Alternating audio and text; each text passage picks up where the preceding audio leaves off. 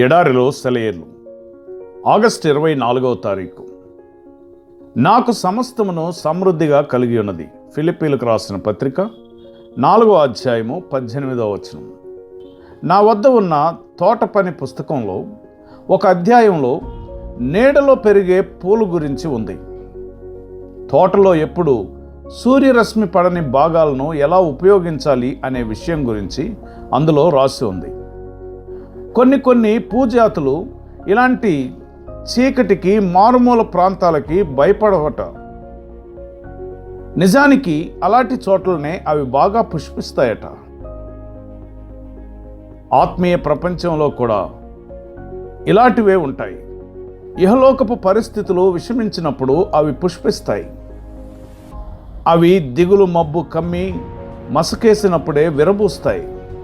అపోస్తలుడైన పౌలు అనుభవాలు కొన్ని మనకు అర్థం కావాలంటే ఇదే మార్గం. పౌలు రోమాలో ఖైదీగా ఉన్నప్పుడు అతని జీవితాశయం వమ్మైపోయింది. అయితే ఇప్పుడే కమ్ముకుంటున్న ఈ మసక చీకట్లోనే ఆత్మపుష్పాలు రంగులు విరజిమ్ముతూ తలలెత్తుతున్నాయి. జీవితంలో ఆ పూలు పూయడాన్ని పౌలు చూసి ఉంటాడు.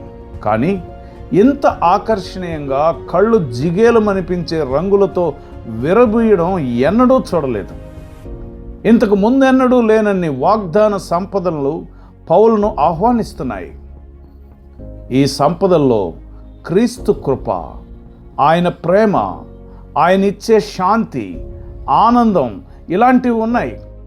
అయితే వాటి నిజ స్వరూపం, వాటిలో దాగి ఉన్న మహిమ మసక చీకటి కమ్మినప్పుడే బయటకు ప్రకాశిస్తాయి. చీకటి లోయలే దేవుని మహిమ వెల్లడయ్యే అరుణోదయాలవుతాయి. ఈ ఆత్మీయ సిరులను పౌలు క్రమంగా సంపూర్ణంగా గుర్తించడం మొదలుపెట్టాడు.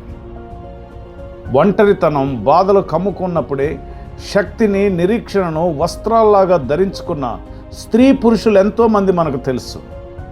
అలాంటి వాళ్లను మీ ఇష్టం వచ్చిన చోట సంధించవచ్చు. కానీ వాళ్ళ సంపదలు ఎప్పుడూ వాళ్లతోనే ఉంటాయి. వాటిని వారి నుండి వేరు చేయలేము. వారికున్న సమస్తాన్ని నాశనం చేయవచ్చు. అయితే వారి ఎదుట అరణ్య ప్రాంతాలు గులాబీల్లా వికసించి ఆనందిస్తాయి. ప్రతి పుష్పము అది సూర్యకాంతిలో అటు ఇటు ఊగేటప్పుడు దాని నీడ ఎక్కడో ఒక చోట పడుతూనే ఉంటుంది. ప్రతి పువ్వుకి నీడ ఉంటుంది. వెలుగు ఉన్న చోటెల్లా నీడ కూడా ఉంటుంది. నీ జీవితంలో కూడా కారు మబ్బులు కమ్మిన చీకటి సమయాలు, దానిలో నుంచి ఫలం ఏమొస్తుందని భయపడుతున్నావా?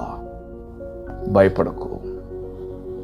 కొన్ని పూజాతులు నీడల్లో, చీకట్లో ఎలాగ విరబూస్తాయో ఆత్మీయ సిరి సంపదలు కూడా, వాగ్దాన ఫలాలు కూడా అలాగే నీ కారు మబ్బుల్లో, చీకటి సమయాల్లోనే అవి వికసించి, పుష్పించి, ఫలించి నీ జీవితాన్ని ఫలభరితం చేస్తాయి. ఆ చీకటి సమయాల్లో, ఇబ్బందికరమైన పరిస్థితుల్లో ప్రభువు మీద ఆధారపడి ముందుకు కొనసాగే కృప పరిశుద్ధాత్మ దేవుడు నీకు అనుగ్రహించునుగాక. ఆమెన్.